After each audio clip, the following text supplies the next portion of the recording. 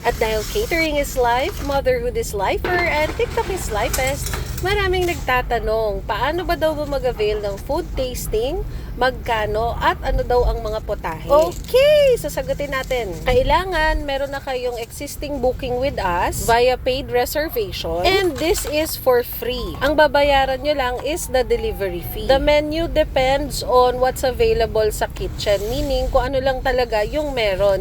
Pagka kayo ay specific na food, let's say nakapili na kayo ng food, tapos gusto nyo specifically yun ang ipapadala namin, then tsaka tayo magpapabayad. And the price is according to the family size trays. How to get in touch with us? You need to click the link in my bio. Kaso mga Kamarichef, meron tayong small but good problem. Ang bagal namin sumagot lately, as in ang bagal talaga namin. And I'm super sorry kasi sumabog ang Facebook page namin. So, dati, 1,000 lang ang followers natin.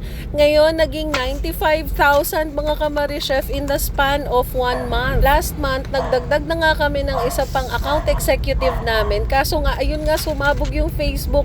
So, hindi kami magkanda ugaga. And then, may na-hire kaming isa pa ulit. Kaso, nasa training pa siya. So, we really request for your patience. We are really sorry.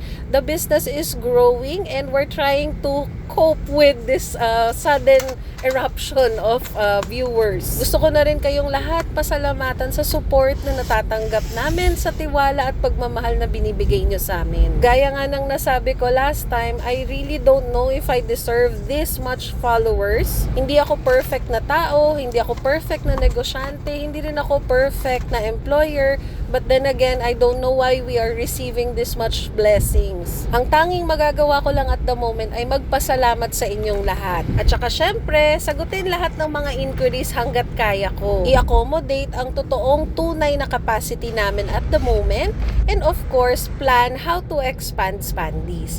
Ayun lang mga Marichef. Really, thank you everyone. Bye-bye!